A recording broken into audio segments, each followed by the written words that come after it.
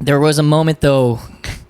I'll never forget this one. It probably made me. No, it did. It made me a whole lot better. I went to a class where I sang, maybe in front of like 15 people.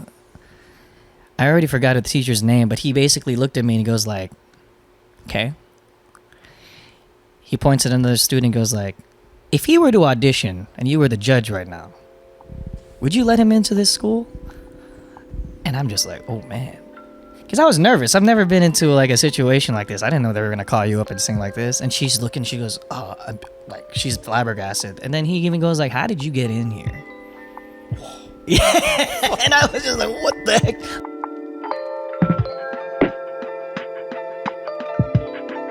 For this Filipino restaurant called Sari Sari. Okay. I had seen it. We had been emailed back and forth before the Adobo release album. And my sister was with my nephews. They now live in Houston, Pearland. So okay. I was like, hey, let's just make a little family vacation video. Hell yeah. Visit the Alamo. Remember the Alamo. Never forget. No, that's cool. How long were you there for? Just a day. Just one day. Yeah, we came back today. Okay. It was cool. Right on. And you went with your own family, right? Yeah. Hell it was yeah. probably like, not probably, it was the first family vacation, technically. Someone pointed it out, like, with my whole family. Right. That, and how'd that go? It was good. Yeah. It's fun. Learning, having a baby is learning. It wasn't bad. It wasn't good to spend bad. time with family. Yeah. That's one thing that I always tell parents that I know. I'm like, what you guys are telling me right now, I wish they would have educated me, taught us this, I wish they would have taught us how to be parents in high school or middle school, whatever. Explain the importance of like, hey, you got to get the baby on a sleep schedule. You got to do all these things. You have to feed it. You have to clothe it. You have to bathe it. All these things, and like the amount and the lack of sleep that you're gonna get when being a father or a parent. Bro, not even just being a parent, like to become a parent. Right. They don't tell you any of this stuff in school. They don't tell you about like get your bag ready to go to the hospital because you might have the kid at any given moment. No, and not all at that all. stuff. So what have you learned so far? Being 4 months, 5 months, 6 months? Almost 5 months. Damn, all right. What have I learned so far? Yeah. Oh my gosh, are we going to start from the top? Yeah, let's do it. We took a I think 6-week doula class prepping when she was still pregnant. 6 weeks? Well, it's like one every week. Okay. So it's every All Wednesday. right. And boy, did I learn a lot. Was that sufficient enough? No. But I tell you what, it opened up my eyes. It was pretty awesome, though. It was really... Maddie was the one who kind of like... She didn't convince me. She just went, hey, I enrolled us in these classes. I was like, yeah, let's go do it. Okay, so good. We went with all these other couples. It's good to have like a little... the village. Misery loves company, for sure. Misery loves... Well, like, we were all kind of just new to being parents, most of us. And it was great to have this role model, this doula, kind of like lead us through what we call the labyrinth. The labyrinth? Yeah, the labyrinth. That's fun. That's an it's adventure. pretty fun. Yeah, there was like, it's all about... they taught us a lot of, not terms, but like these ways to visualize, pregnancy to delivering. Yeah, okay. And being partners and stuff like that. And I learned a lot. I bet. Like you said, they should have... Go read a book. There's gonna be a lot of prior to having your kid, have you ever changed diapers before then? Some for my nephews, my little nephews. But I mean, now I'm a pro, bro. All right, now you got to. Well, you kind of have to. Like, yeah, I'm good. The thing about like what I was hearing about me growing up from my parents' point of view is like my dad never changed one single diaper for me, and I started talking about that with my other friends. They're like, yeah, come to think of it, I don't think my dad ever changed my own diaper. So now I'm seeing all of my friends who are fathers, they know how, to your point, are experts in changing diapers now. So it's interesting to see how the dynamic has changed in the family hemisphere, I guess. Everyone should know how to change a diaper. Yeah, that's true. I still haven't changed a diaper yet. I'm 38. That's okay. You'll change the next one when okay. Come over. All right. Yeah, I'll need a tutorial. I'll be like, you go first, and then I'll follow. Oh, okay. Hold on. I'm not getting it right. One more time. No, that's cool, man. So, like, did you want to be a father Oh yeah. Yeah? I've You knew always from wanted the to be a get-go. father. Okay. Yeah. Is it because you come from a big family? I guess so. Well, I guess yeah. I mean, you kind of want to become what you grow up with, right? So Yeah. in my brain, I come from a pretty, I wouldn't say huge, but I have two younger siblings. I have two parents, mom and dad. But I also kind of, I guess, funny, we were just talking about this in a family vacation, how we all grew up. It was, maybe for some people, it's a little obscure. So I grew up in Queens from 2 to 11. Okay. I was born in Manila, Philippines, but moved to New York with my both my mom and dad, and then they kind of also brought in other families. So there were, like growing up in Queens, there was like a duplex, so we were upstairs. It was just a 2-bedroom, but really, really small in Flushing. And I had my grandma, my grandpa, 2 uncles, both my sisters, me, my cousin, and then both my parents all living in this one. So imagine this. I didn't have a bed until I was 11 years old. Like, so check this out. Like, let's say this is the living room area. I mean, actually, the place was probably just as big as this garage. Okay. So I'll have my uncle sleeping here, and then 2 other people sleeping on the floor, and then I'll be playing video games in front of the TV right in front of that. Hell yeah. While my other a parent will be over near maybe in the computer or someone's like cooking at the same time. How does that work? Was everyone like, what happens during the day? Is like, because you're on top of each other, right? Pretty literally, but like, does everyone go out do a job? Is everyone like going to the park? Yeah. People were going to school. My parents were they're very generous people. So maybe this is how I became maybe who I am. They like help pay for the schools for my uncles and my aunts. They were sending money to the Philippines too, because they were both from the Philippines and immigrated. But in my brain, I thought this was normal. Okay, yeah, for sure. So it's like, I didn't know any better. Yep. But maybe that's why I was so close with my family too. Yeah. I was also hanging out with other friends who lived around the block. Some are Filipino, some aren't. But maybe not the similar case, but no one said anything. So I was just like... What got them, or what brought them to New York? Nursing. Okay. Yeah. Right So on.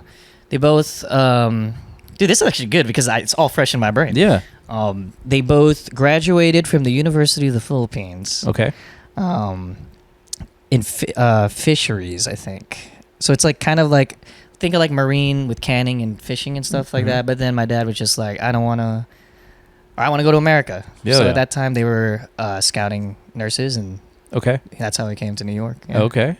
Was there a special type of nursing discipline that they focused on? Just general. Okay. Yeah, wow, impressive. And how long did they do that for? They just retired this year. Oh wow. So, how long was their career? 30, 40 years? Wow. Yeah, I guess so. Damn, that's awesome.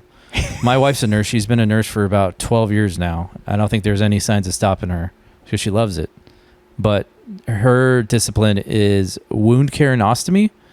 So all the gross things that you can think that like just open up on a body, she's knees or elbows deep in that. Oh, yeah, we don't talk a lot about her day because it's kind of gross, and we typically talk about our days during dinner. I'm like, I can't listen to you pulling cockroaches out of people's bodies. I've heard it all. Okay, all right. Because they're both. So that's cool that they came to America. Why America? They could have gone anywhere else.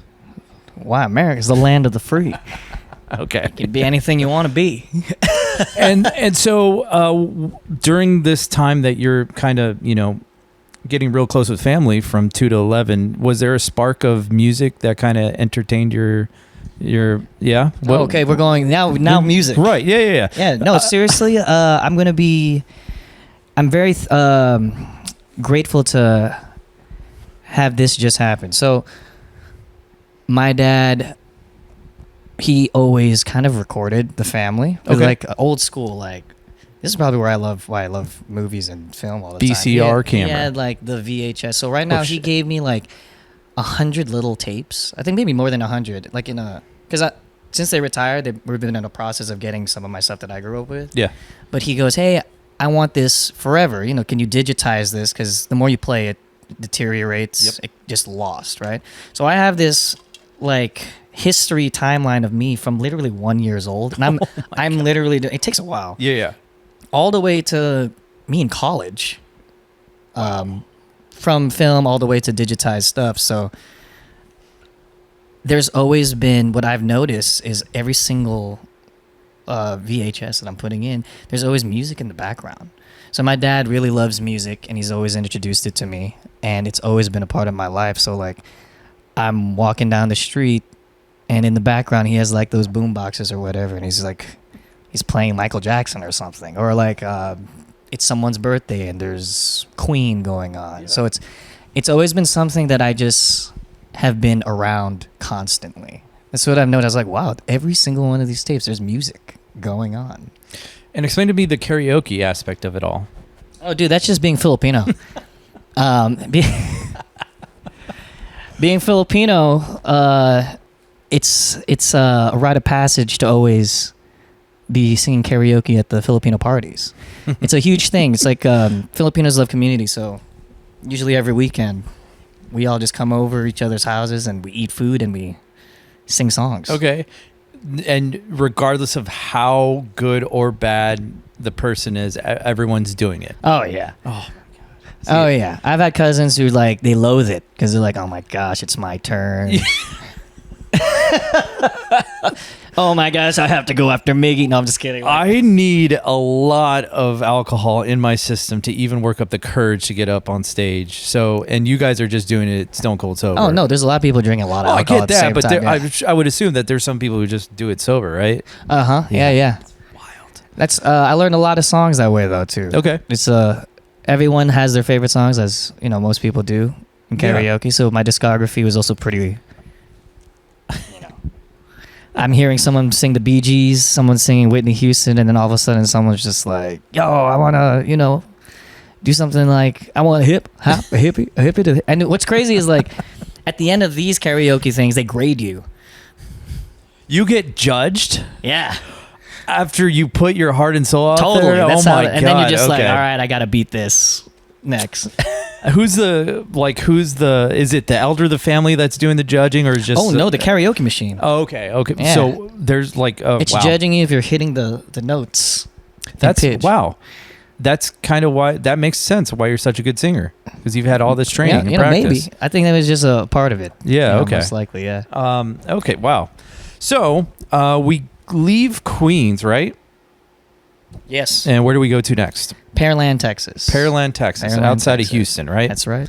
Why Houston? Medical center. Both that makes sense. Yeah. There's a big medical industry up there. Okay. Is that where you had your formative years of like middle school, high school? Yes. Okay. So, yeah, I moved in 2001.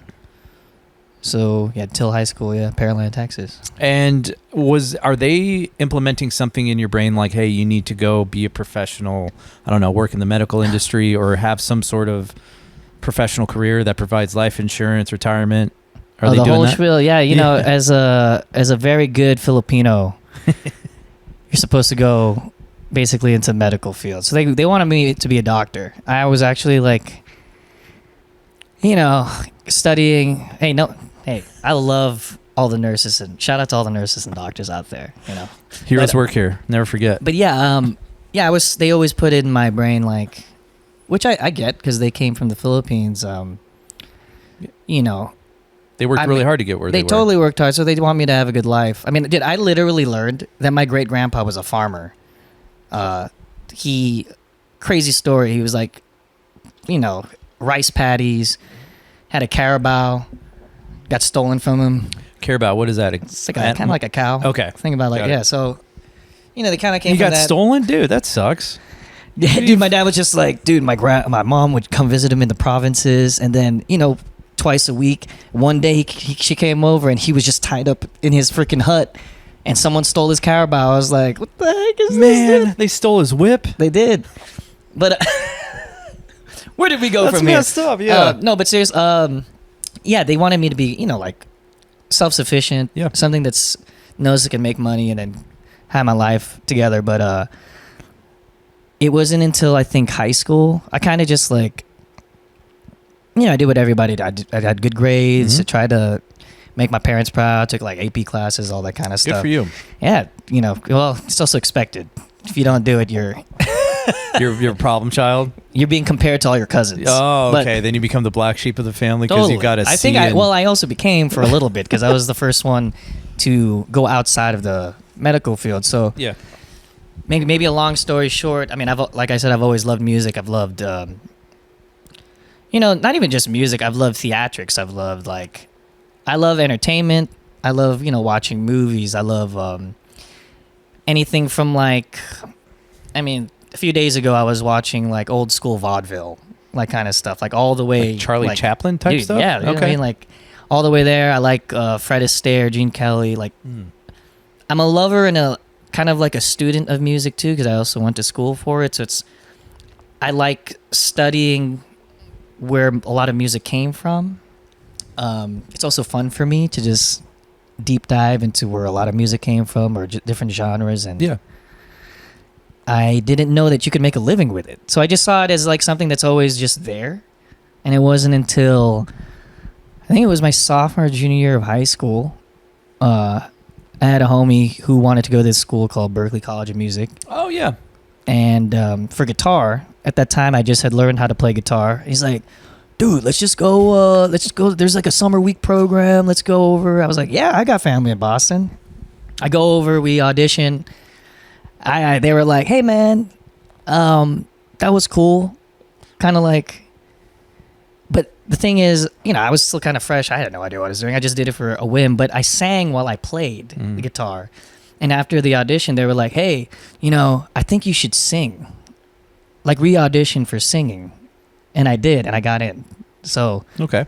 that's kind of where it all maybe began, where I was like, my eyes opened up at the school. I was like, oh my God, there's a lot of musicians here. You can make a living out of this? Yeah. What year was this? This is 2007? 2007. So when did you graduate high school? 08. Oh wait. Okay. All right. Yeah. Oh wait. Okay. And so how long did you stay up at Berklee? And this is in Chicago, is that right? No, it's Boston. Boston, that's right. Yeah. You just said that. Any chance you met Dave Scher? Yeah. Okay. Yeah, I know. He was actually, funny enough, he was one of the first people I saw when I moved here. Really? Like play. He was at this place called, I think it was 121 Bar. Okay. Which is not here anymore. That was on South. No, it's something else now that yeah. we probably can't even remember what it is. But yeah, I remember I was just like, yo, I'm in the right place. He's one of the. I'm sure there's other musicians in town that went to Berklee, but he's the one of the ones that I've. Yeah. Okay. So, what did you take away from that school?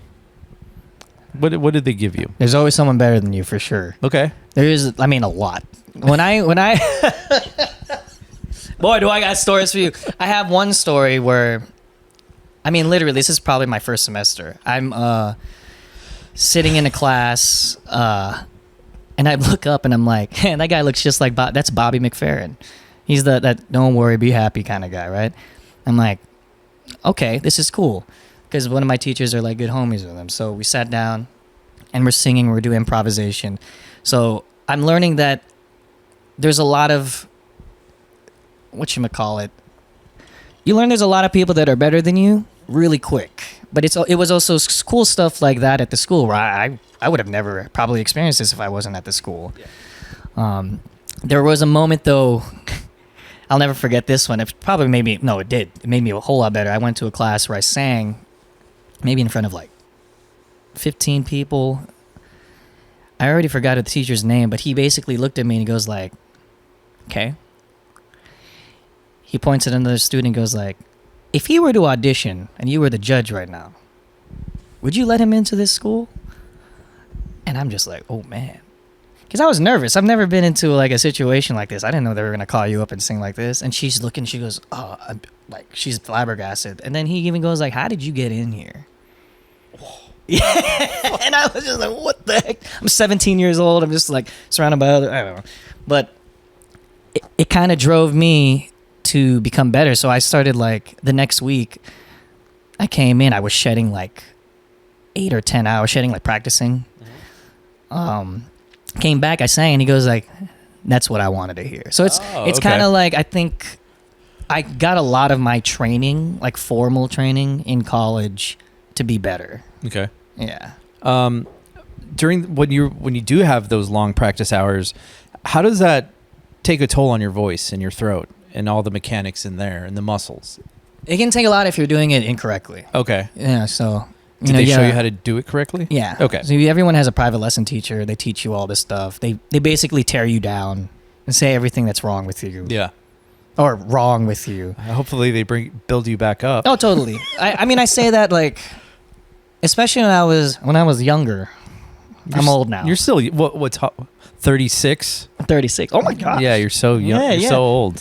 Well, at the time at like 17, I know everything in the world. But yeah.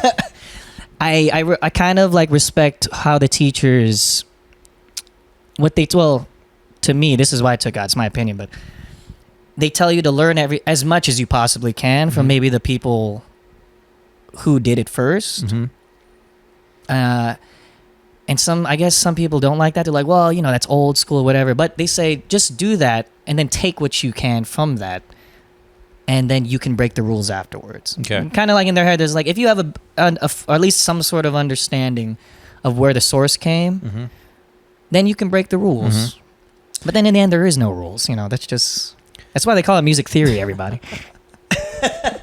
I mean, but I get that. I think that's a very true statement. Before you can break the rules, you have to know what the rules are. So what else did you take away from this school that, I don't know. Yeah, what else did you take away from this school? It's expensive. No, I'm just... No I didn't graduate. You didn't? Okay, that's good. After a while, I was I'm sure that saved you money, too. Oh, it definitely did. Yeah. Yeah. That's Joe James, who's a guitar player here and was on my podcast last. He didn't graduate from a school out in L.A., and he was like, the first thing I thought was, oh, that's probably saved you money. Because, you didn't have to pay the I mean, I feel like if you're doing something maybe like engineering... which they have a great engineering program. Okay. Or maybe like music law. Then sure, you probably...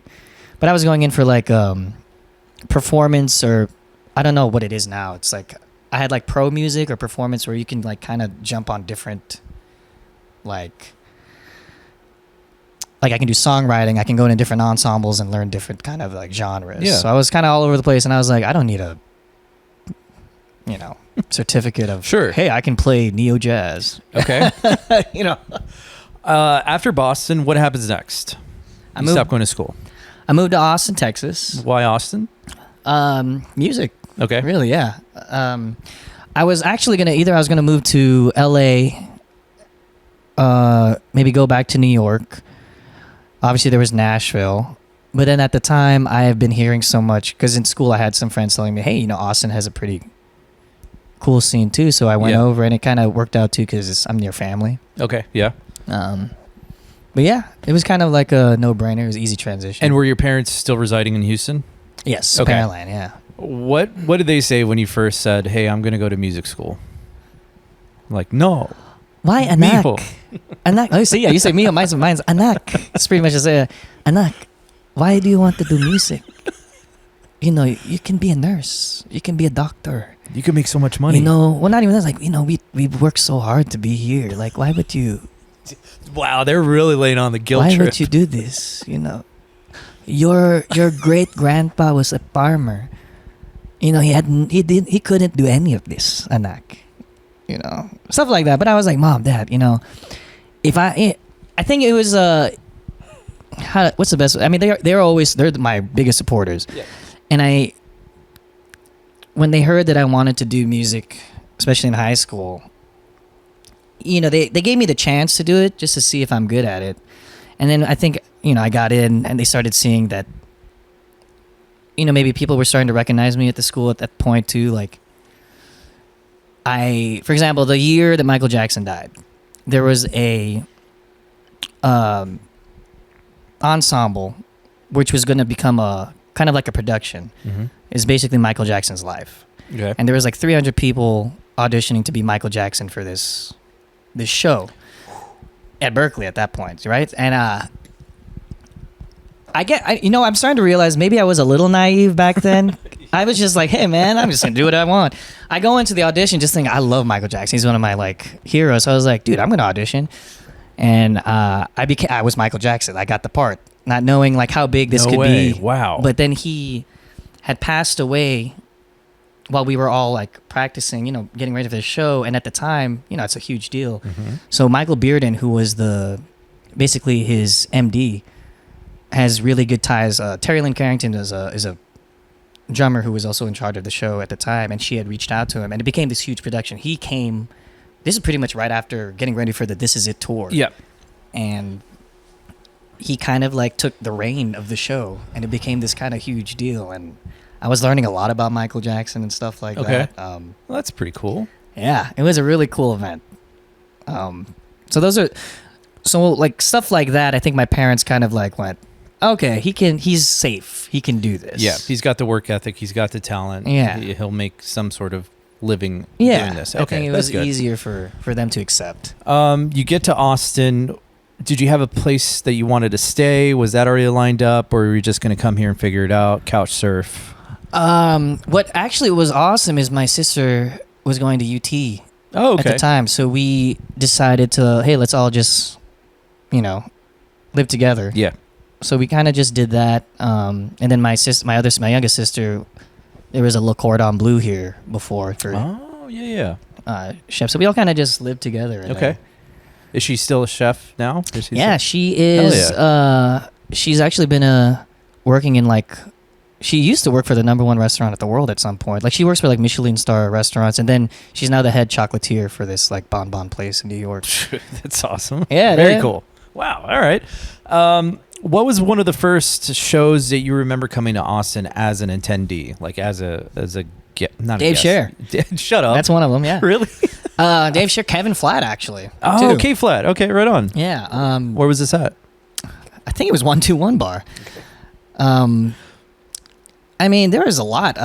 Mingo Fish Trap. Mm-hmm. That was a band that I really enjoyed watching, and I mean, I also played in a lot of different bands too. Yeah. Did you immediately start working gigs as a singer, or were you doing odd jobs to help, pay rent? I did not actually start immediately. Funny enough, I was going to a lot of open mics at the time. Okay, cool. There was this place called Flipnotics. It was in Barton Springs before. It was like a coffee shop. It's not there anymore. But they had like I remember that spot. right. Yeah. They had like an open mic up there, and then there was one at Firehouse Lounge that I would go every Wednesday, and actually met a lot of my friends to this day. At Firehouse. Yeah, doing Okay. an open mic there. When you're doing open mics, are you bringing your guitar? Are you playing by yourself, or are you playing with the band? Just a guitar. Okay. And singing some songs that I've Originals, I wrote. covers? Yeah. Just originals. Okay. Yeah. Right. That's how I met a lot of homies to, even close today. Okay. To this day. And then when did you get on the Moon Tower gig? I think December of 2016. How did you get introduced to them?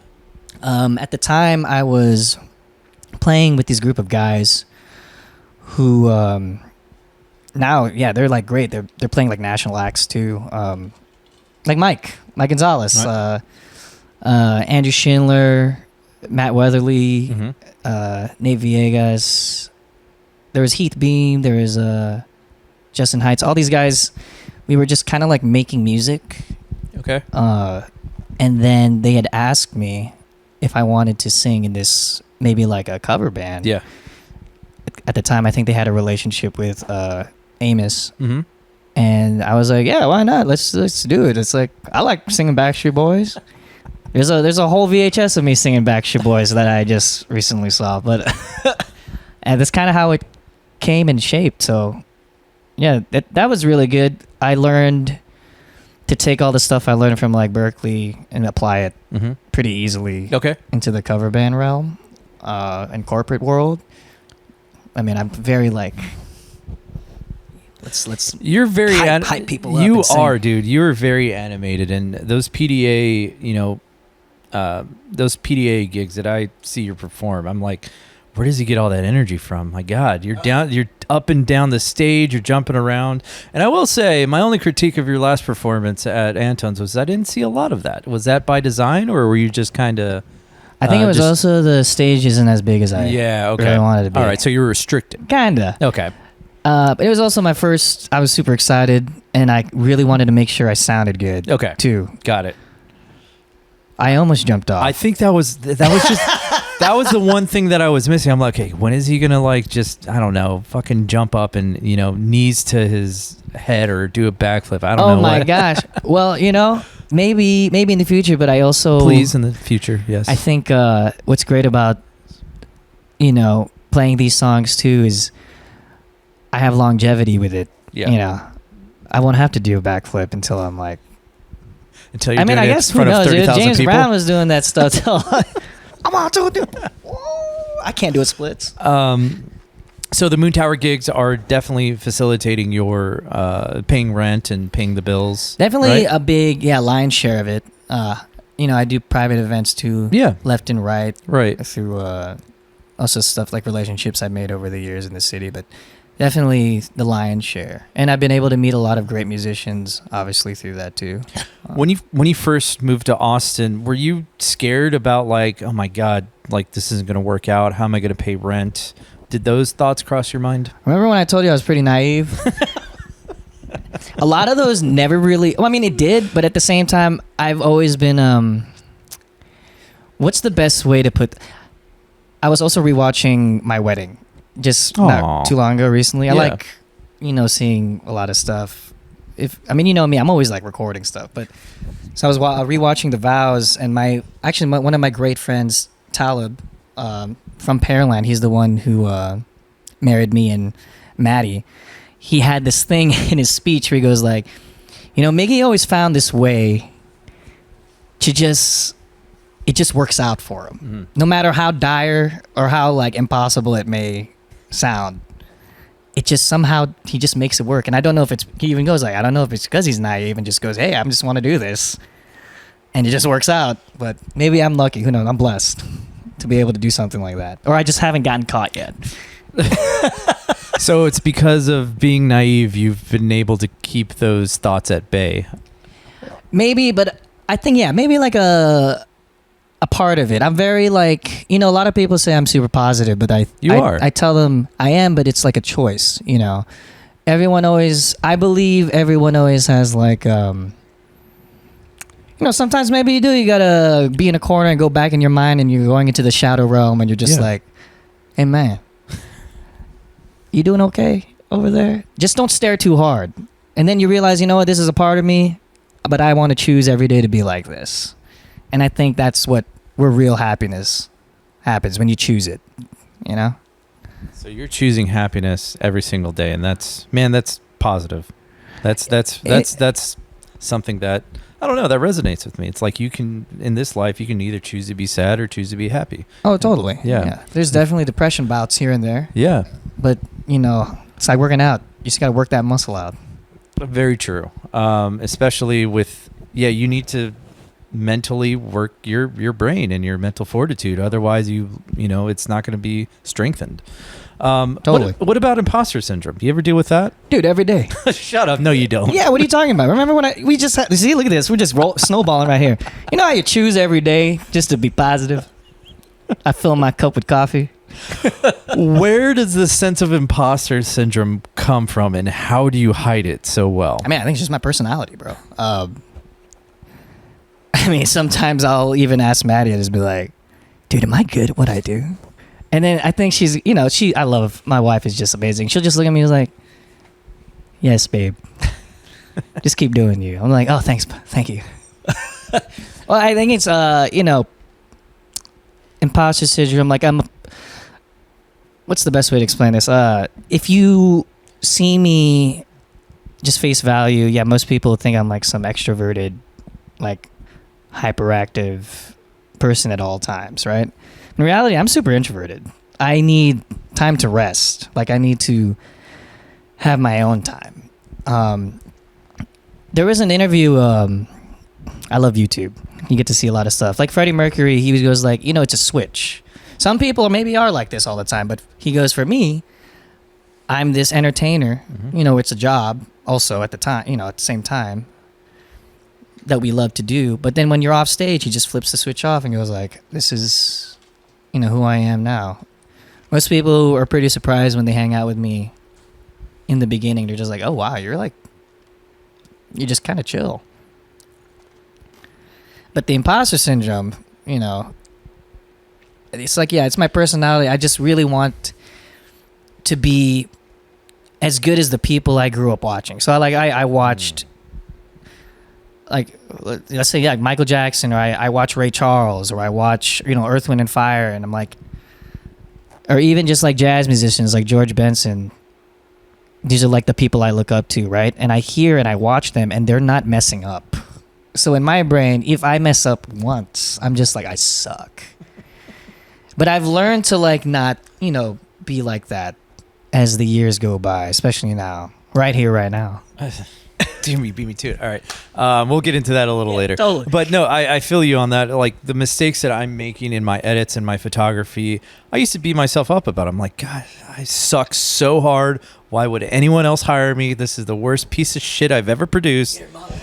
And then I just stopped saying, I don't care anymore, like what I have to think about my product. If they like it, then great. And if they don't, well, then I'll address it if it comes up. But most of the time, they're not bringing up the mistakes that I see in the videos. And it's all like my inner monologue that's coming out. So I've learned to suppress that. And I think that just comes with age and experience. And also just like, I know what a good video is, and 9 times out of 10, I'm going to knock it out of the park for my clients. And the one time that I don't do it, then I can beat myself up over it. and then if it worse comes to worse, well, then I'll just give them the money back, and then problem solved. And we just move on from there. And a concept that I keep telling myself in the head is like, no one's going to die because of a bad video, Ramon. So just stop worrying. Whereas my wife, if she makes a mistake at work, there's big consequences there. And so like I juxtapose my life with hers, and I'm like, okay, just stop complaining, stop all this madness, because you're not doing yourself any good, and your product's going to suffer. So just shut up and kill that inner monologue in your head. You're like me. Yeah, I try to be sometimes, but you're just, I can't be like you. I just don't have the hips. I'm not as flexible as you. Okay, I see what you mean. I'm saying that. Oh, I think it's that fine line, like you said. You want to be a perfectionist. You just want to be good, right? You want to make people happy too. You want to make yourself happy.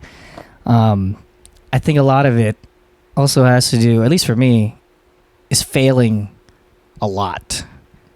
What are those failures look like to maybe you? Not getting an audition. Maybe like you maybe don't make a certain.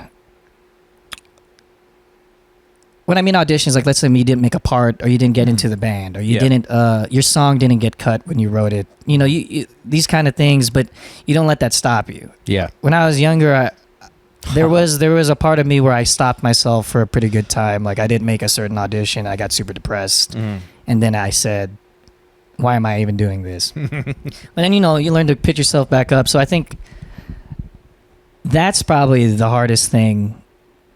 To pick yourself back up with failure, because that's what people don't see, right? They just think, hey, this person is great, he's talented, that's just how they are. But no, there's a lot of hard work that goes into all of this. You know what I mean? Like looking back at some of the videotapes that I watch, I'm like, oh my God, I sucked. Like, when I was this younger, but there, the love is still there.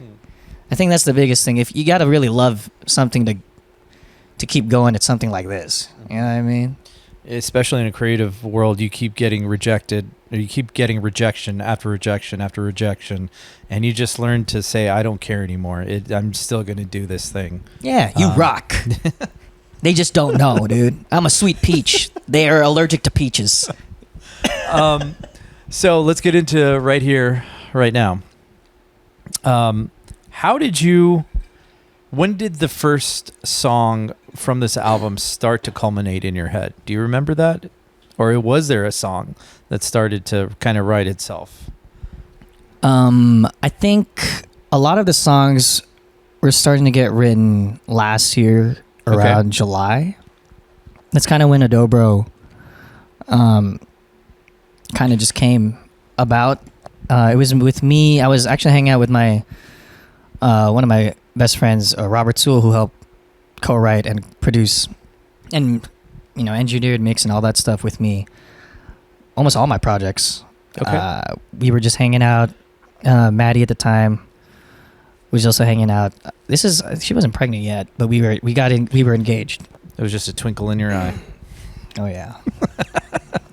North Star, baby. But so like I said, I'm a lover of music, a student of music. I've always loved, like, funny enough, when I was younger, genres wasn't really a thing to me at the time because I'm young. You know, this is just, I just hear music. Like there'd be a video of me mouthing Bohemian Rhapsody when I'm like 2.5 years old, like with a fake piano. Or then on the right side, I'm listening to Mozart or Beethoven or stuff like this. So it's like, I think for me, I just grabbed onto music I really enjoyed and liked. And obviously, as later down the road, I realized that with different production or different instrumentation or different melodies, genres exist, which is, yeah, you know, you got to be able to somehow tell people what, at face value at least. And I had learned a lot, like jazz. I studied a lot of jazz. I studied a lot of R&B growing up. I love, you know, pop music. I love songwriting. And country music was definitely probably one of the last ones to like fall on my lap. And I love the storytelling of country music, you know. And some of my favorite songwriters and artists, I didn't even realize that, you know, that they were making country music to begin with.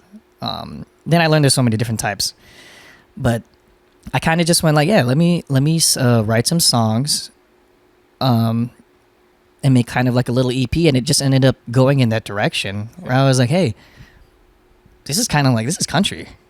And Robert Toole loves country, my homeboy. He goes like, dude, I will be so down to do this. So we kind of started from there, and we chose, I think it's 4 songs that was in the first EP, but there were already more songs, so it kind of started snowballing.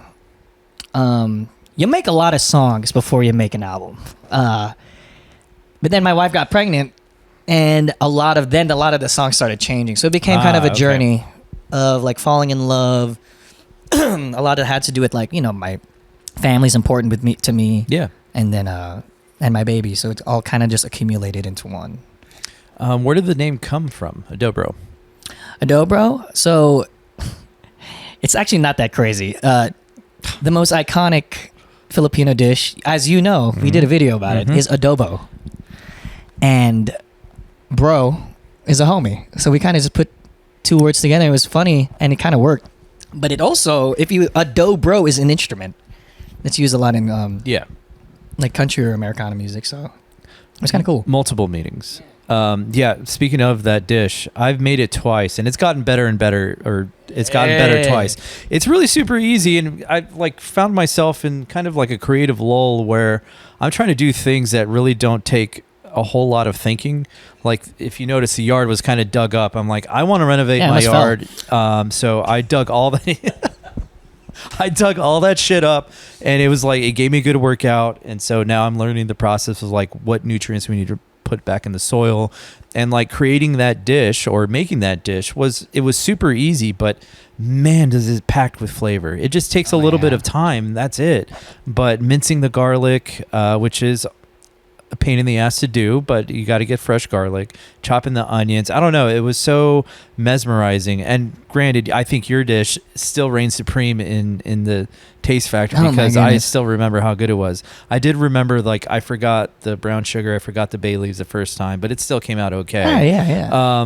But I mean, just being able to cook and take my mind off like whatever I was dealing with at the time was just so beneficial. And I was able to make a super an amazing meal at a very cheap price. It's like, there's always food at home. Exactly. Yeah, there is always food at home, but sometimes I do want that Taco Bell. Always, dude. That was, how important is like the Filipino cuisine to your family? Oh, it's bro. Food and Filipino, just goes hand in hand. Mm-hmm. I cook it all the time. Maddie loves Filipino food. When we visited the Philippines last year, she already knew what she wanted. Oh, that's awesome. Everybody there was so surprised. They're like, you know what sinigang is? You know dinuguan? You know balut? Ooh, balut is tough. I've only seen it. Yeah, it's either you love it or you hate it. Yeah, and it's I've only seen it on Fear Factor, unfortunately. And I'm like, oh my God, that's what they're gonna eat. Dude, I'll throw the rocket. What's the most I can eat? I'm gonna throw it over there, dude. Give me some vinegar. What is another favorite dish you guys like to cook? Other than sinigang, I mean, I also like making a lot of breakfast. Okay. Which usually goes with like rice, an egg, and some sort of protein, and then like a side pickle, like tomato, onion, vinegar. You kind of, dude, hearing you talk about you making the adobo also kind of makes it like it's beautiful for you to be like finding these different outlets, because you said you're in a creative like, and that happens a lot. You know, even from whether it's dude, music or anything. Yeah. I think these ruts, you need to live life, and something like that can help you get out of a rut. You know what I mean? And it's cool. You get to learn something new. And I think that also, at least for like, I'm just going to use songwriting as an example. Living life will go into your writing. Like you gotta live to be able to write about something or anything. Preach really. on. Jeez. You know? Yeah. Hell yeah. The only thing that sucks is my wife is pescatarian, so like this amazing dish that I made, I can't share it with her. But I've been thinking about like, well, I need to substitute out with eggplant, right? You can do eggplant. Pescatarian says fish. Yeah. Can she eat squid? She can eat squid. There is also like a squid adobo. Okay. I mean, bro, there's all different types of varieties. I can send you a lot of I'll reach out. But that was the one thing when I first made it, I'm like, oh my God, this is so good. This is not as good as, what I tasted in that show. But it's still like, I wish I could share this with her. And she goes, man, it smells really good. I'm like, yeah, but you're not going to be able to eat it. You can't even taste the sauce because, I did the chicken fat or the chicken skin. Fuck, that was brilliant idea too. Because it's like carnitas, but you just peel the skin off, cook it up, and chop it. And it added so much texture. Anyways, going back to your album, where did you record it? I recorded it at Spectra Studios, Which is where? Cedar Park. Oh, okay. Most of the big groundwork was there, like the live band. Yeah. I hired a lot of the homies, people I You did. respect. That I also thought would do a great job too. All those guys. I mean, there's Henry on bass. We got Simon Page on pedal steel, who is actually the newest guy that I actually have never played with him before, but he was recommended by a lot of people, like Katrina Kane, who was on the show not too long ago. She recommended him, and other friends too. Chris Mead on drums. I'm just naming them all. Zach Morgan on the keys, Sean Greenberg on guitars, Austin Roach on guitars, and I was on vocals. And Michael Gonzalez was also on drums and percussion. So it was like a cool little group of people that, like, old friends and old people that like I've worked with throughout the years, and then also a combination of new people. Like that was also my first time recording with Henry, so it was really great. And this was also was this your first album, full length album that you ever produced? Yes, actually, I was thinking about it because I've always done like, like small EPs here and there, or singles, or co-write with other people and drop them throughout the years. But this is the one like right here, right now, baby. Yeah, I think Zach is one of the mutual friends that we have. And how long have you known Zach for? For a while, actually. Yeah, we've been in different projects together. I might even have a video that I can show you later. But I remember in Eisenhower's coming up. Funny enough, with the Moon Tower and PDA, it was at night. I'm not even sure if it was PDA, but anyway, like I come up and I just see this guy putting keyboards together. And I'm like, Zach, is that you? He goes, yeah, man. What's up, dog? I'm gonna try this thing out. I was like, try this thing out. Lo and behold, where we are now. But no, yeah, we've known each other for a while now, and it's so cool how a full circle happened with that, and then we just kind of, made different projects together, and we just kept going down the road. Do you remember the first time you met him? Actually, I do. It was. I remember a lot of things, guys. There was this one place, I think it was called Frank's. They did like hot dogs. Yes. Yep. Yeah. They had right great... off 4th Street. Yeah, I think. Yeah. I think you're right. Yep. 4th and shit, I forget. But yeah, no, great hot dogs. Yeah, and there was this band at the time. They weren't as big as they are now. It was called Snarky Puppy. It's like, just think of like world-renowned, from Grammy award-winning like musicians just made a band. Most of them are from UNT, and they're just touring around, just playing songs that they really love. And that's where I met Zach. I had a homie, Joe Layton. He was a drummer that I was playing with at the time, with Magna Carta, the band. And then he was like, "Hey, bro, you should meet this guy. He plays keys. You guys should just meet." And I just remember I walk up and I'm like, "Hey, what's up, man?" This guy's towering over me. You know? He's like, "Hey, I'm Zach." And then the beautiful story began. Mm-hmm. What does Zach bring to any production, music production? Oh, he brings a lot. I think it's just we both respect each other from the different backgrounds we've been. I think the biggest thing for me is I like to feel comfortable when I'm creating, as probably as everyone would like to. Yeah. Which is why I like to bring on people that I trust and enjoy being with, and also not afraid to be like, "Yo, no." And vice versa. Right. You know what I mean? Like I would rather have someone tell me like, "Bro, that sucks. You gotta try something else," and someone to be like, "Yeah, man, that's awesome." You know? So I want someone like that to be with me at all times. Sit down, be humble, you know?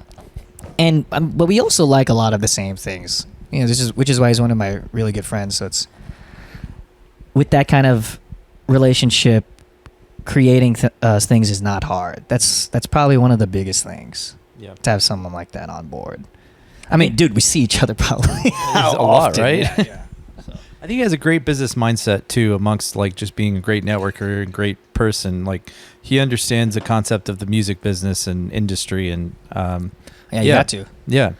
And I've definitely learned a lot from him. He's certainly thrown me gigs that are I could never thank him enough for. Like he put me in touch with Vincent Antone, and Vincent Antone took me around. Oh yeah, he's awesome. And it was like, this is everything that I wanted to dream about when I first started this career, and now I'm doing it because of Zach. You know, so it's stuff like that just, I don't know, love the dude. He's good. And then when I see him perform with you, I'm like, oh, well, it just makes the production even 10 times better because I know there's a bond there. There is. You know, during COVID, when there was no work, or barely any work, we both buckled down and figured out how to make it work. And we did a lot of streaming. Yeah. Gigs. Like, we did a lot.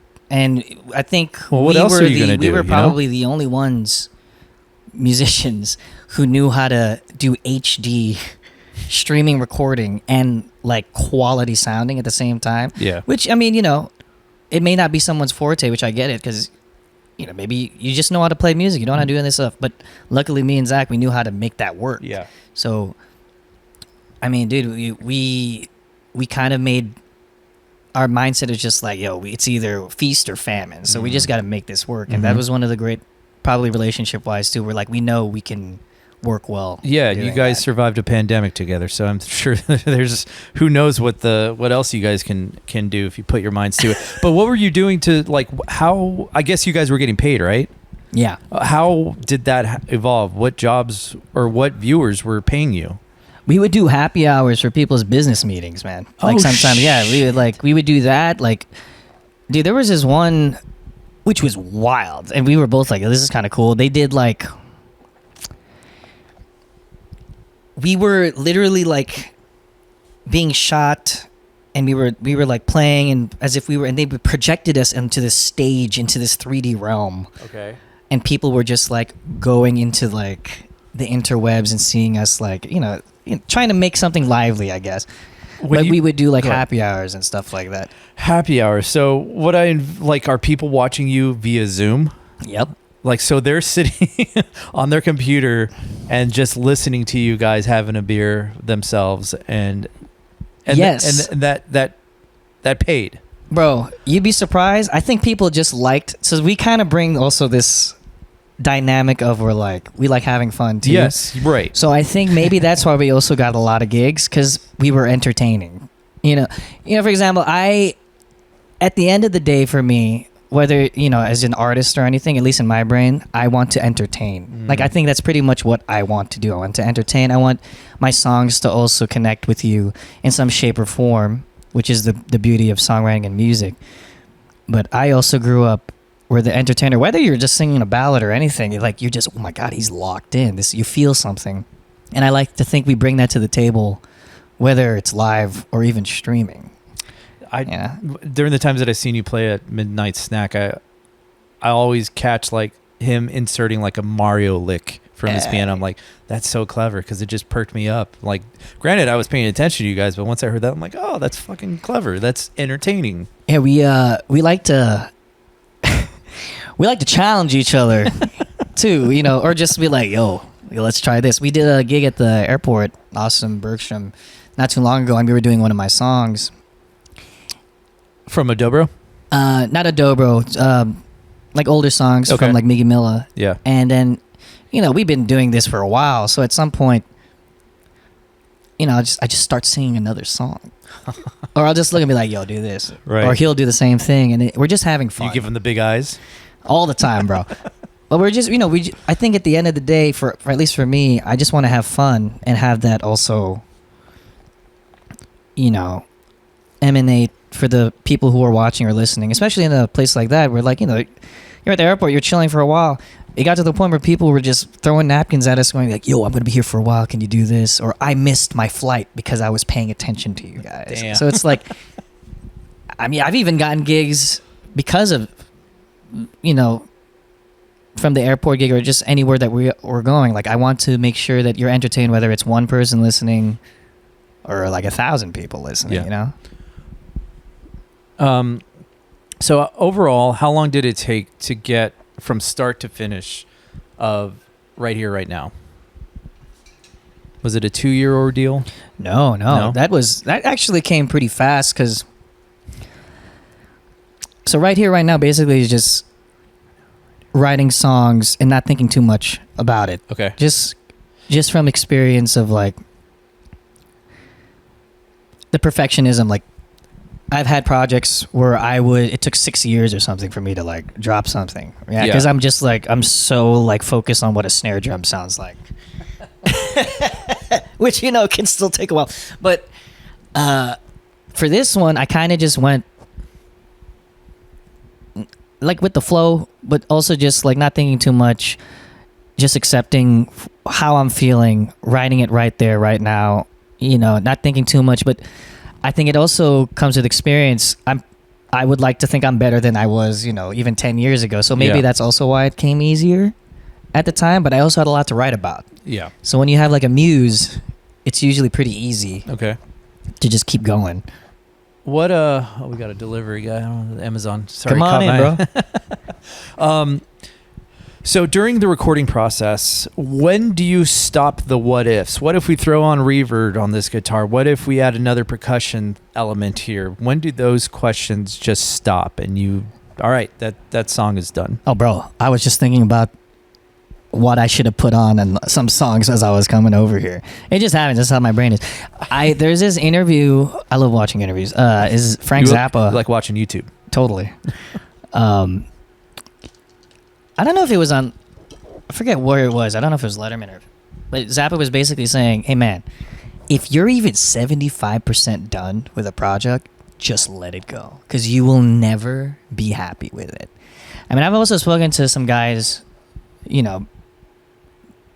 acts that are playing national venues and stuff, and they have to play the hit. So it's like, you better love this hit, love or hate it, you got to play it because this is what the people are coming in and supporting you and paying for, like all these things. So I guess you can like remix it or play it differently, but I don't think you're ever really happy with something unless you choose to be. Yeah. No, because that's one thing that when I found out you're kind of doing this album thing, I'm like, man, I know artists that have been working on their album for 2 or 3 years now and haven't really made any progress, and it's because I think they just stay stuck in trying to dial in the perfect snare drum.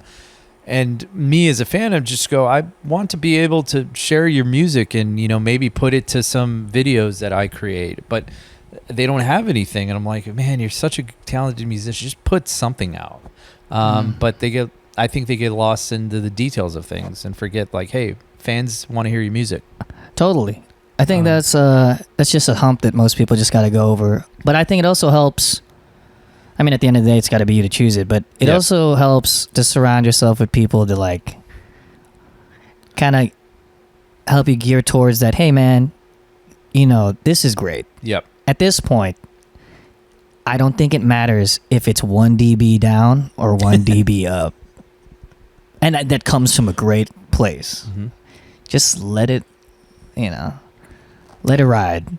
The twang was certainly present on this album, and you had I guess how much of it was Austin Roach's deal?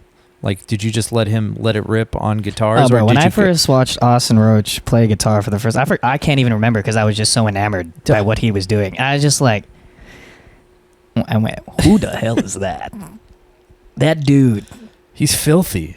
That dude he is country. Yeah. He's like a Brett Mason or something. He's like, for example, Sean, he's one of the great guitarists that I mean, obviously, because I always call him for everything. And I called him up for this gig, and he even goes like, hey, man, you know, I think you should hire this guy named Austin Roach. And then I told him, funny enough, Sean, he is going to be on this album. He goes, oh, thank God. So it's like, you know, he definitely had, obviously, the sound, and we all kind of like put it all together. Mm-hmm. You know, that's the beauty of, I think, also making music with a lot of other people.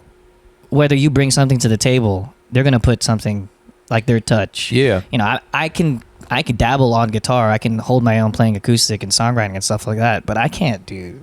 You know, I'm not gonna rip a solo like that. I don't think very many people can. Yeah. So. Was there any guidance on like, hey, more twang here, less twang here, or? No, I kind of just. How do you guide in a spectacular? For someone like that, yeah. I kind of just. I like giving people free reign. I mean, obviously we had like a source where I was like, hey, these are the chords, you know, some shape or form of rhythms. You know, I like to prep for something like that too, especially if you're going to the studio. It costs money. But I also hire these people because I know that they would do a good job. I feel like that's also the job of a producer, to get these people that you can trust. And, you know, we'll just do like, hey, man, this is the direction I'm going. Take a couple takes. And then we don't go too far from that, too, because I feel like that's where the magic happens, the first couple ones. Yeah. So, yeah, I was actually very lucky, I think, with this group. Everyone had a great time. I mean, to this day, I still, when I call up some of the homies, they'll just be like, dude, that was one of my favorite studio times. And it was only 3 days to do 11 songs. I don't have any reference point to that. Is that a short amount of time? Is that? Hey, man, tell me in the comments if, for all you musicians out there, if 11 songs. Let's just put it like this.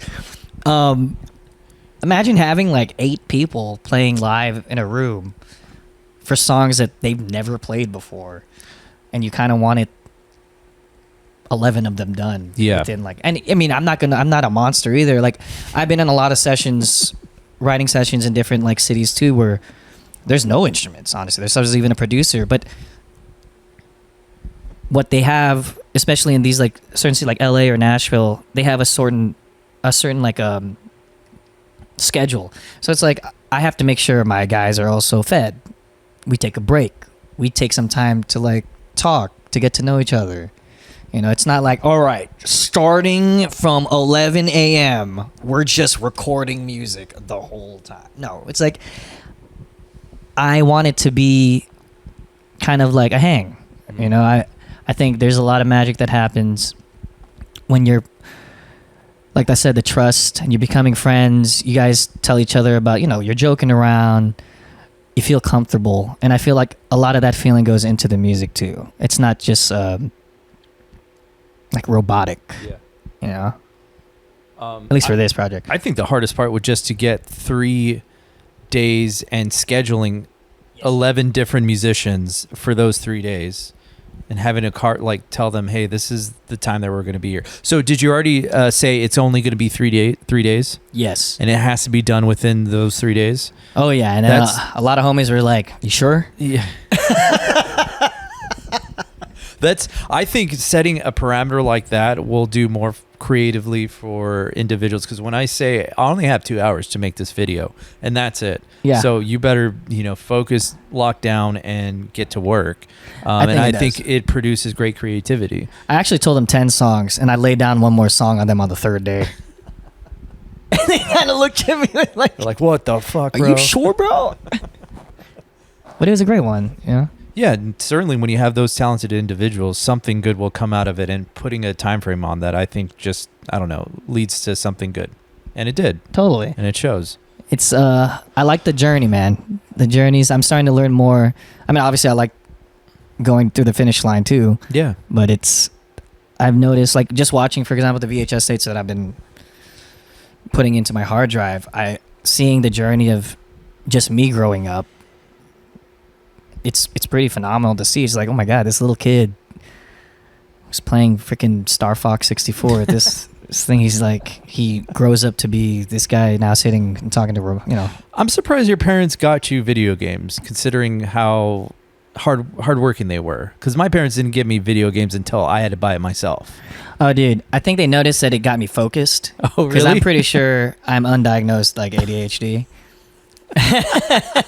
And I think they noticed, like, I was super hyper. They put me in, like, martial arts. They put me in a lot of extracurriculars to get my energy out. Yeah. And then at home, I forget. I think they just also had a Nintendo because they also liked playing Tetris and stuff. Okay. And then they just saw me, like, really latch on. Yeah. And it just became a thing that was a part of my evolution. I mean, dude, I love this. This could be a whole other podcast, man. I mean, I love video game music. When I was at Berklee, Nobuo, who does, like, all the Final Fantasy, Mm-hmm. I met him at a clinic, and he told me, or his translator did, the thing about failing, right? Not giving up. There was this company. I think at the time it was called Squaresoft. If not, it was the company that Final Squaresoft, Fantasy. It's Square Enix now, right? But he apparently, who knows if this is true? But this is the story they told me. He wanted to be making video game music, so every day he would, like, send music to this building, and they would reject him. I think this was years, every single day, until one day they gave him a shot, and it ended up being, I think, Final Fantasy. Talk So, about like a fucking grand slam. Jeez, man. Yeah. So I kind of like, it's stories like that that make me think, like, who knows? I'm not chasing fame, because I feel like if you're chasing fame, you're doing it for the wrong reasons. But I'm chasing this, like, feeling whole. Like when I did this project, I felt really good because I had to get it out, and being able to get that out and create music, or just creating anything in general, whether it's videos. I love editing videos too. It feels cool. It feels Do you want really some work? cool. Because I got plenty of work for it. Yeah, sure, man. Clipping or whatever, clippers, whatever they call it. Short format for me, guys. Yeah. No, it's really cool to start with something that was nothing, and then all of a sudden it's there. That's crazy, when you think about it. Whether it's food, music, whatever. Yeah, I think I'm chasing, one, sustainability. I want to be able to, pay the bills doing what I love, but also being part of cool projects that has meaning behind it, that's going to do something good for somebody else other than me. Totally. And to have my name associated with that, it's just like, okay, that's nice. And I'm glad I'm helping somebody achieve something with my videos or get a message across that's important to them. And that I agree with that message too. So I think that's what I'm trying to chase now is like, yeah, I want to do the cool stuff, but also I kind of have to get paid, but also, like, if there's a balance there, then we can meet in the middle, and we'll worry about it at the end. Oh, there's always a balance. Yeah. I mean, man, everyone, like, what we're doing, I would say it's like, I hate using the term, but it's like, it's the real life. You know what I mean? Like, you gotta pay your dues. It's very rare for someone to do something and go viral. For nowadays, that's what they call it, and that's great too. I mean, that's awesome. You were able to do that and then get pushed forward. But I would like to think most creatives are working very hard all the time in some shape or form to make it happen. It's because you love it. Yeah. You know what I mean? I feel like if you were doing, if I ended up being a doctor, I probably wouldn't. I would hate it. For me, my opinion, like, I couldn't do it. you make a lot of money to do all the cool stuff that you're probably already doing now, but it's just like it would suck. You would probably hate your life. Like you couldn't force yourself to be happy. Other than buying all the cool video games that you wanted to and not having to think about it or worry about it. Dude, I speaking of Star Fox, I just bought the new one. It's a How do you have time to play video games now? What are you talking about? I have no time. You should see me as I'm going to bed. I have thankfully now everything's like portable and handled. I think that's because most of the people are saying we don't have time. Right. This is what we got. Yeah. We got to make the most of what we can with what we have and the time left. When you talk about time you got super disappointed in a job. My most recent one was I was asked to film a pretty prominent comedian for very low budget, and they were asking a lot out of me, but I kept saying yes and yes just because I wanted the opportunity to be in the same room to network. And I'm like, all right, they're paying me pennies right now, and I'm in this production text thread, and they keep asking more and more and more. I'm like, oh yes, sure, yes. Like, you become a yes man. And then all of a sudden they're like, actually, all that time that you put into pre-production, we're not going to go with you. We're going to go with someone else. I'm like, so at that point, I'm like, all right, I'm not going to do that anymore with someone who I don't know. And regardless of my hopes and dreams to work with the next big comedian, I don't give a shit about that. It's about who do I know that really needs my help, and that's where I'm going to put my time and effort into. But talk about a time when you were utterly disappointed, when you got your hopes up and it just kind of got rug pulled out from under me. The first thing, at least right now, that pops up, there was a time in LA where I was writing with this group, and at the time they were writing trying to write J-pop or K-pop for groups, right? And it was my first time to be in a situation like that, where it's almost kind of like a machine. It's also its own art form. Yes. I've been in different places where you start from nothing, and then there's other ones where this is the disappointing part, at least for me at the time. But I get it too, because it's a business for them. They're they're trying to go for it. You try to make a lot of songs, production wise, these tracks. In this situation, at the time I was trying to send off to get synced, or maybe picked up by other artists and stuff. And I was with this group, which they were making hits. These people were they're getting cuts, as we like to call it, where the artists were buying these songs, and these top producers were going through an email list. I was sitting down, I was going to be the one singing the songs so they can show the demo, bro. These people, I don't even know if they realize it. A lot of these hard work that all these other producers will put in, they'll email it to these guys, and they'll just listen for 1 second. So you could be putting all of this hard work, and they're just going 1 second. Nope. 1 second. Whoop.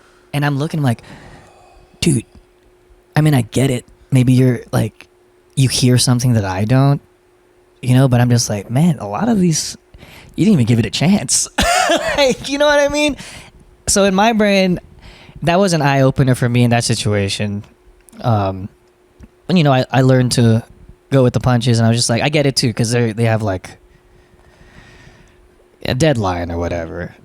I try to separate certain different things, because, as an artist or a songwriter, I could spend 6 years on a song, or if someone goes hey, I need this now. All right, let's go. Let's do it. But that was one thing that kind of hurt a little bit. I was just bro, you didn't even listen to that, And then I went oh my God, good luck on number 23 track.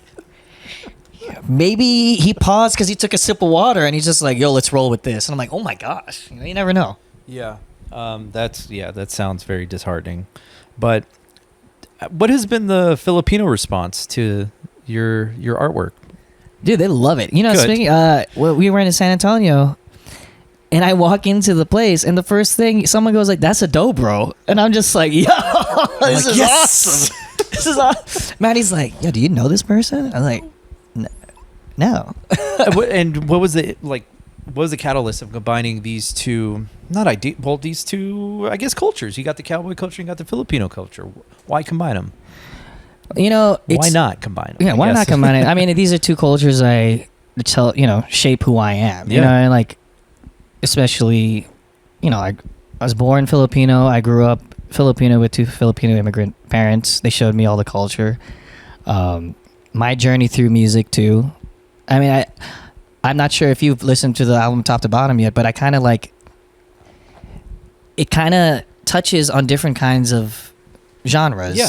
or maybe the best way to explain it is like different country songs that I've listened to, anywhere between like from George Strait to like Dan and Shay or like Brooks and Dunn, and you know, that's the whole point of this album. I kind of wanted to share, you know, who I am. That's basically it. Like right now, I love to play and write country music, especially. Yeah, and dang, you're in love, dude. I'm in love.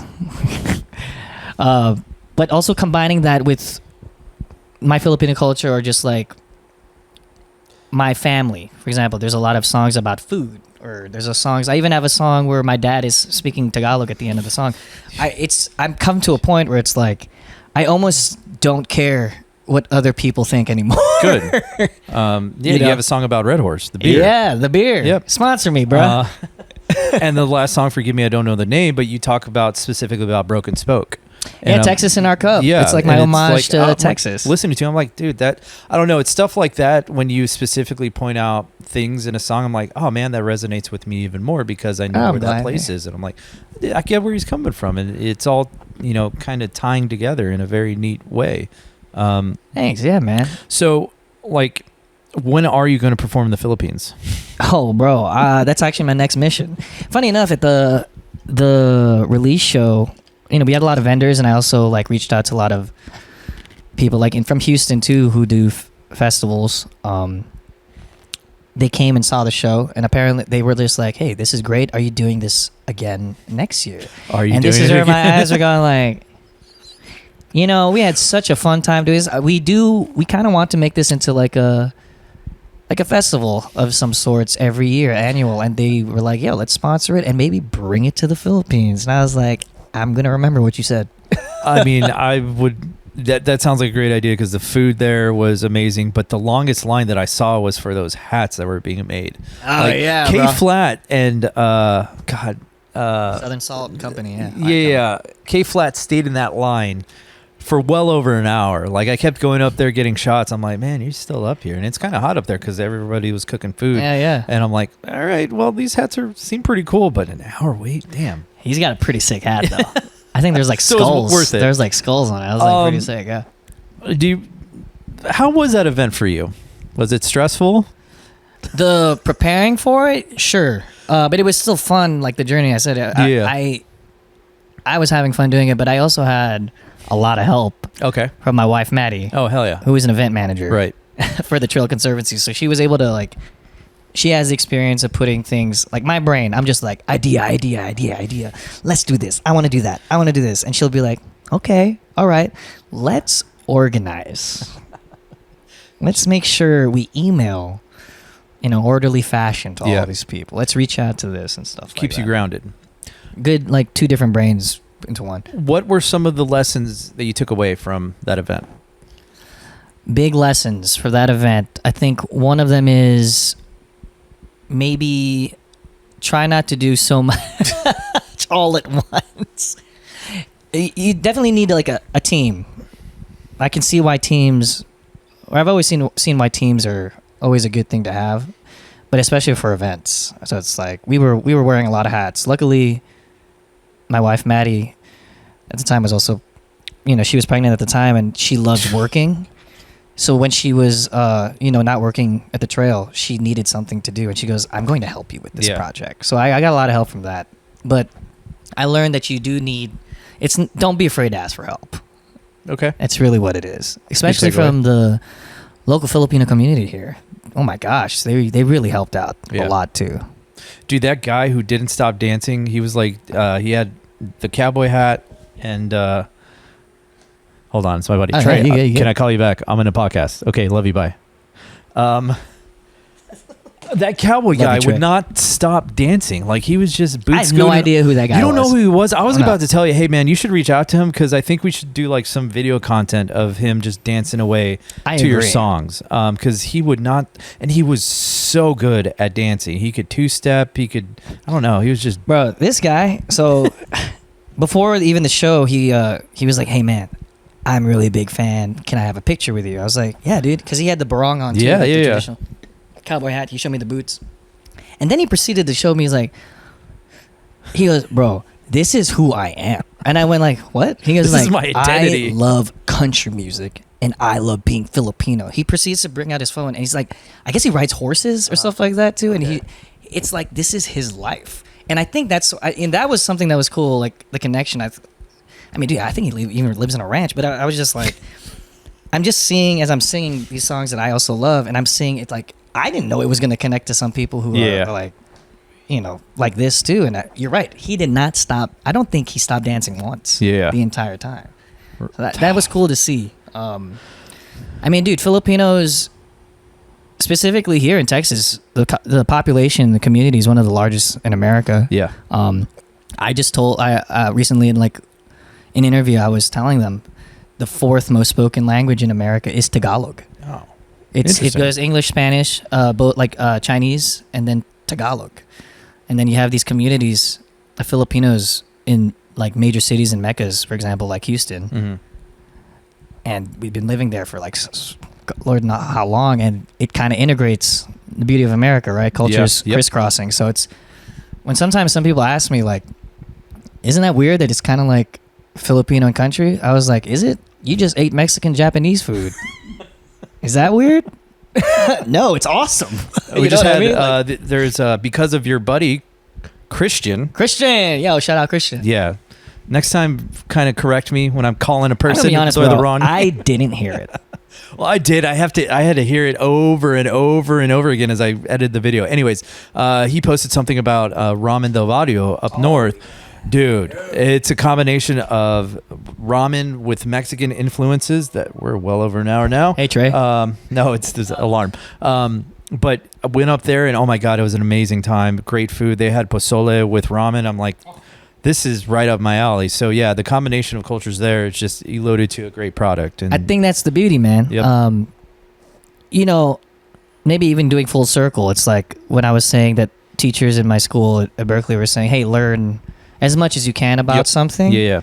Whether it's music. That's what I kind of took out of it. It's not just singing a song that like Nat King Cole sang. Yeah. But I studied it and I can do every lick, like transpose, basically lick for lick, like notes that these people sing or even instrumentalists. Yeah.